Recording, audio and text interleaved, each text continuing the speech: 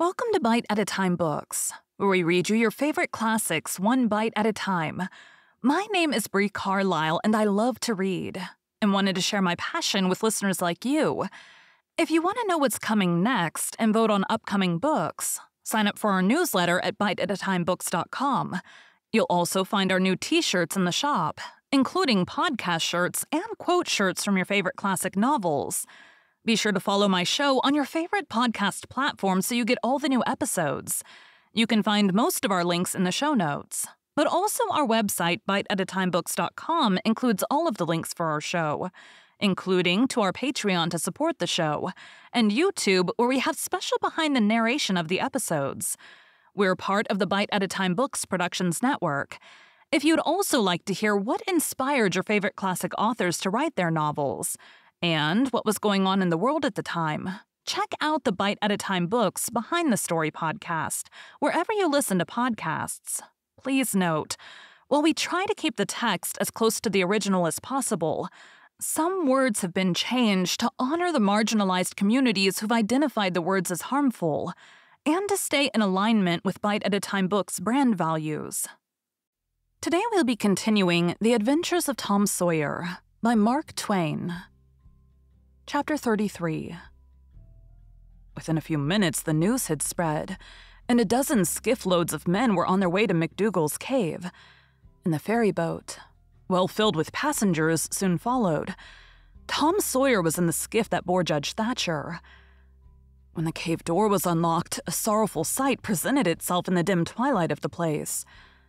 Joe lay stretched upon the ground, dead, with his face close to the crack of the door, as if his longing eyes had been fixed to the latest moment, upon the light and the cheer of the free world outside.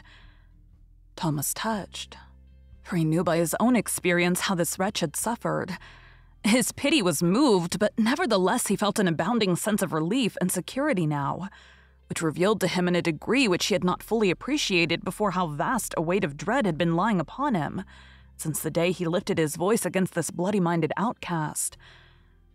Joe's bowie knife lay close by, its blade broken in two. The great foundation beam of the door had been chipped and hacked through, with tedious labor. Useless labor, too, it was, for the native rock formed a sill outside it, and upon that stubborn material the knife had wrought no effect. The only damage done was to the knife itself. But if there had been no stony obstruction there, the labor would have been useless still, for if the beam had been wholly cut away, Joe could not have squeezed his body under the door, and he knew it. So he had only hacked that place in order to be doing something, in order to pass the weary time, in order to employ his tortured faculties. Ordinarily, one could find half a dozen bits of candles stuck around in the crevices of this vestibule, left there by tourists. But there were none now. The prisoner had searched them out and eaten them. He had also contrived to catch a few bats, and these also he had eaten, leaving only their claws. The poor unfortunate had starved to death. In one place near at hand, a stalagmite had been slowly growing up from the ground for ages, builded by the water drip from a stalactite overhead. The captive had broken off the stalagmite, and upon the stump had placed a stone, wherein he had scooped a shallow hollow to catch the precious drop that fell once in every 3 minutes with the dreary regularity of a clock tick, a dessert spoonful once in 24 hours. That drop was falling when the pyramids were new, when Troy fell, when the foundations of Rome were laid, when Christ was crucified, when the conqueror created the British Empire, when Columbus sailed, when the massacre at Lexington was news. It is falling now. It will still be falling when all these things shall have sunk down the afternoon of history and the twilight of tradition, and been swallowed up in the thick night of oblivion.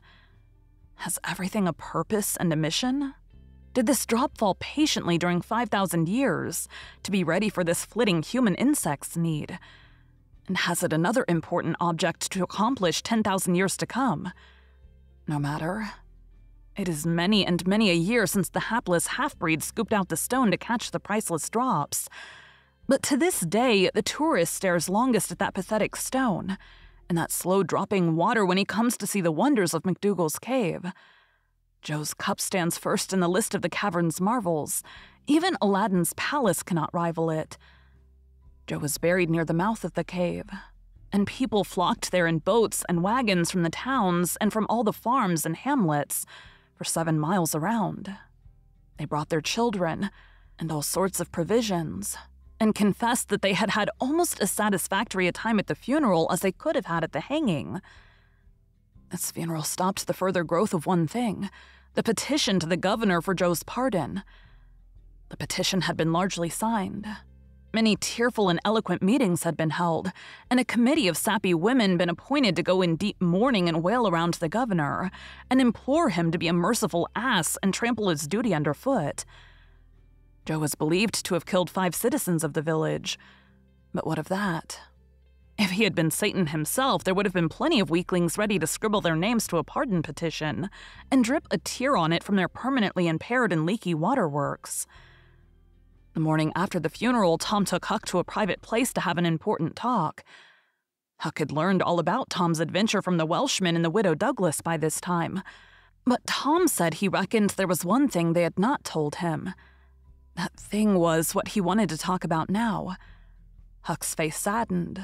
He said, "I know what it is. You got into number 2 and never found anything but whiskey.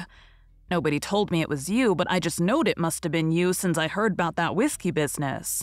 And I knowed you hadn't gotten the money because you got me it some way or other and told me even if you was mum to everybody else. Tom, something's always told me we'd never get hold of that swag.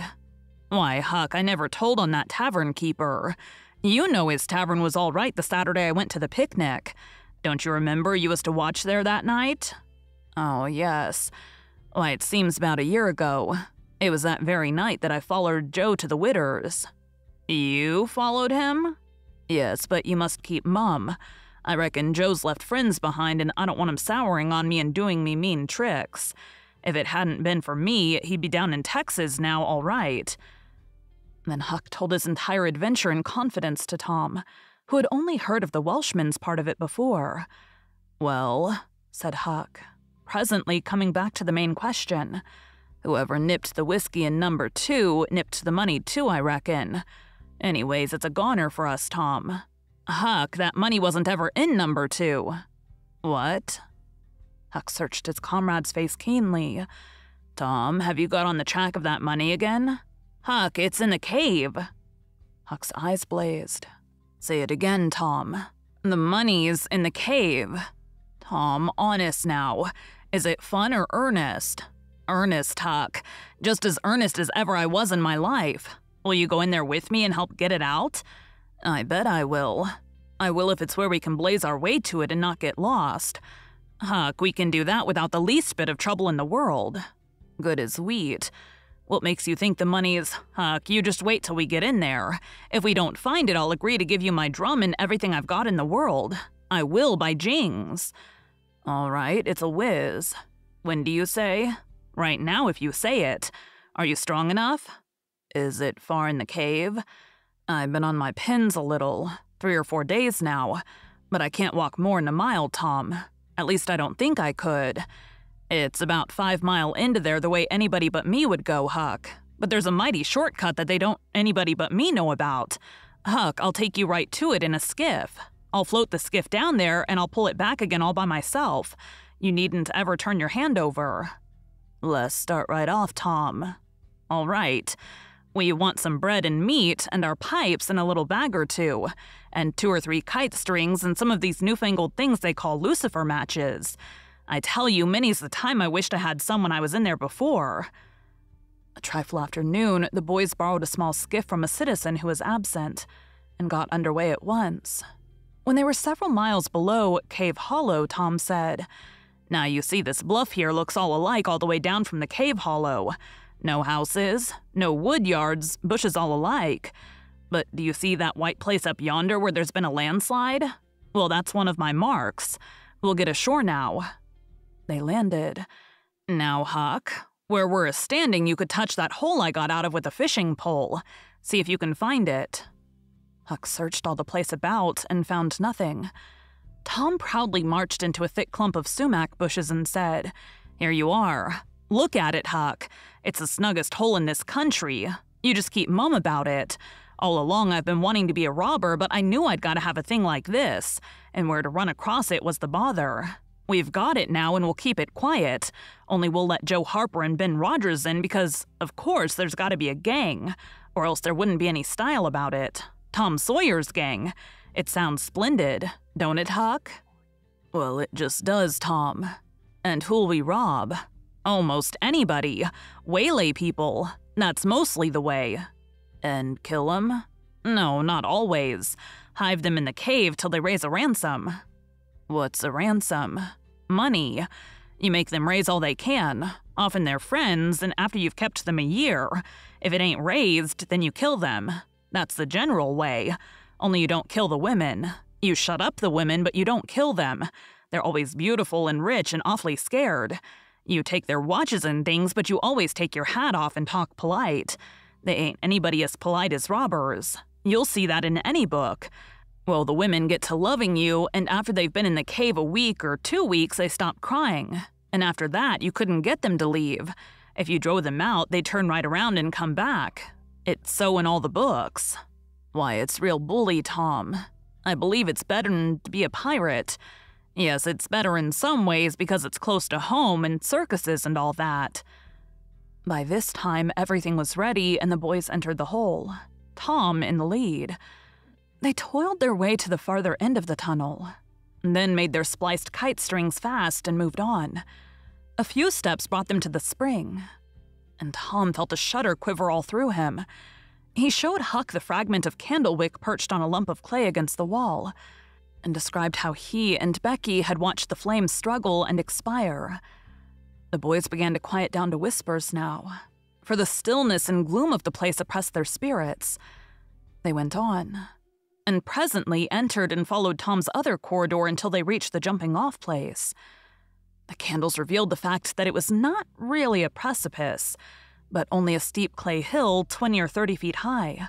Tom whispered, "Now I'll show you something, Huck." He held his candle aloft and said, "Look as far around the corner as you can. Do you see that? There, on the big rock over yonder, done with candle smoke. Tom, it's a cross. Now where's your number 2? Under the cross, hey? Right yonder's where I saw Joe poke up his candle, Huck." Huck stared at the mystic sign a while, and then said with a shaky voice, "Tom, let's get out of here." "What, and leave the treasure?" "Yes, leave it. Joe's ghost is round about there, certain." "No, it ain't, Huck. No, it ain't. It would haunt the place where he died. Way out at the mouth of the cave, 5 mile from here." "No, Tom, it wouldn't. It would hang round the money. I know the ways of ghosts, and so do you." Tom began to fear that Huck was right. Misgivings gathered in his mind, but presently an idea occurred to him. "Looky here, Huck. What fools we're making of ourselves. Joe's ghost ain't going to come around where there's a cross." The point was well taken. It had its effect. "Tom, I didn't think of that, but that's so. It's luck for us, that cross is. I reckon we'll climb down there and have a hunt for that box." Tom went first, cutting rude steps in the clay hill as he descended. Huck followed. 4 avenues opened out of the small cavern which the great rock stood in. The boys examined 3 of them with no result. They found a small recess in the one nearest the base of the rock, with a pallet of blankets spread down in it, also an old suspender, some bacon rind, and the well-gnawed bones of 2 or 3 fowls. But there was no money box. The lads searched and researched this place, but in vain. Tom said, "He said under the cross. Well, this comes nearest to being under the cross. It can't be under the rock itself because that's set solid on the ground." They searched everywhere once more and then sat down discouraged. Huck could suggest nothing. By and by, Tom said, "Looky here, Huck. There's footprints and some candle grease on the clay about one side of this rock, but not on the other sides. Now what's that for? I bet you the money is under the rock. I'm going to dig in the clay."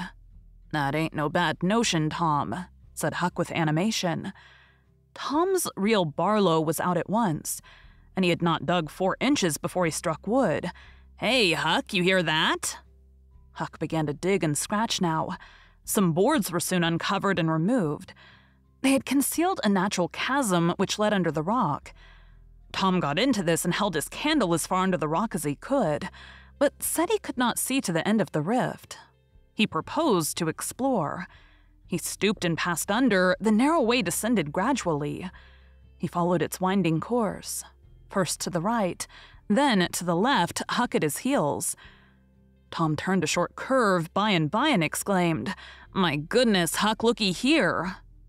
It was the treasure box, sure enough, occupying a snug little cavern along with an empty powder keg, a couple of guns and leather cases, 2 or 3 pairs of old moccasins, a leather belt, and some other rubbish well soaked with the water drip. "Got it at last," said Huck, plowing among the tarnished coins with his hand. "My, but we're rich, Tom." "Huck, I always reckoned we'd get it. It's just too good to believe, but we have got it, sure. Say, let's not fool around here. Let's snake it out. Let me see if I can lift the box." It weighed about 50 pounds. Tom could lift it after an awkward fashion, but could not carry it conveniently. "I thought so," he said. "They carried it like it was heavy that day at the haunted house. I noticed that. I reckon I was right to think of fetching the little bags along." The money was soon in the bags, and the boys took it up to the cross rock. "Now let's fetch the guns and things," said Huck. "No, Huck, leave them there. They're just the tricks to have when we go to robbing. We'll keep them there all the time, and we'll hold our orgies there, too. It's an awful snug place for orgies." "What orgies?" "I don't know. But robbers always have orgies, and of course we've got to have them, too. Come along, Huck, we've been in here a long time. It's getting late, I reckon. I'm hungry, too. We'll eat and smoke when we get to the skiff." They presently emerged into the clump of sumac bushes, looking warily out, found the coast clear, and were soon lunching and smoking in the skiff. As the sun dipped toward the horizon, they pushed out and got underway. Tom skimmed up the shore through the long twilight, chatting cheerily with Huck, and landed shortly after dark. "Now, Huck," said Tom, "we'll hide the money in the loft of the widow's woodshed, and I'll come up in the morning and we'll count it and divide, and then we'll hunt up a place out in the woods for where it will be safe. Just you lay quiet here and watch the stuff till I run and hook Benny Taylor's little wagon. I won't be gone a minute." He disappeared, and presently returned with the wagon, put the 2 small sacks into it, threw some old rags on top of them, and started off, dragging his cargo behind him. When the boys reached the Welshman's house, they stopped to rest. Just as they were about to move on, the Welshman stepped out and said, "Hello, who's that?" "Huck and Tom Sawyer." "Good, come along with me, boys. You're keeping everybody waiting. Here, hurry up, trot ahead. I'll haul the wagon for you. Why, it's not as light as it might be. Got bricks in it or old metal?" "Old metal," said Tom. "I judge so. The boys in this town will take more trouble and fool away more time hunting up 6 bits worth of old iron to sell to the foundry than they would to make twice the money at regular work. But that's human nature. Hurry along. Hurry along."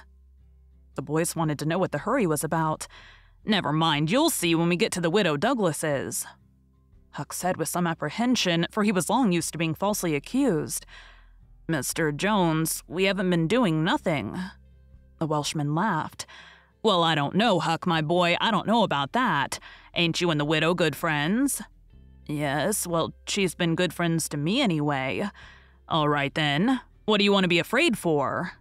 This question was not entirely answered in Huck's slow mind before he found himself pushed, along with Tom, into Mrs. Douglas's drawing room. Mr. Jones left the wagon near the door and followed. The place was grandly lighted, and everybody that was of any consequence in the village was there. The Thatchers were there, the Harpers, the Rogerses, Aunt Polly, Sid, Mary, the minister, the editor, and a great many more, and all dressed in their best. The widow received the boys as heartily as anyone could well receive 2 such-looking beings. They were covered with clay and candle grease. Aunt Polly blushed crimson with humiliation and frowned and shook her head at Tom. Nobody suffered half as much as the 2 boys did, however. Mr. Jones said, "Tom wasn't at home yet, so I gave him up. But I stumbled on him and Huck right at my door, and so I just brought them along in a hurry." "And you did just right," said the widow. "Come with me, boys." She took them to a bedchamber and said, "Now wash and dress yourselves. Here are 2 new suits of clothes, shirts, socks, everything complete. They're Huck's. No thanks, Huck. Mr. Jones bought one and I the other. But they'll fit both of you. Get into them. We'll wait. Come down when you're all slicked up enough." Then she left. Thank you for joining Bite at a Time Books today, while we read a bite of one of your favorite classics. Again, my name is Bree Carlile, and I hope you come back tomorrow for the next bite of The Adventures of Tom Sawyer. Don't forget to sign up for our newsletter at biteatatimebooks.com and check out the shop. You can check out the show notes or our website, biteatatimebooks.com, for the rest of the links for our show. We'd love to hear from you on social media as well.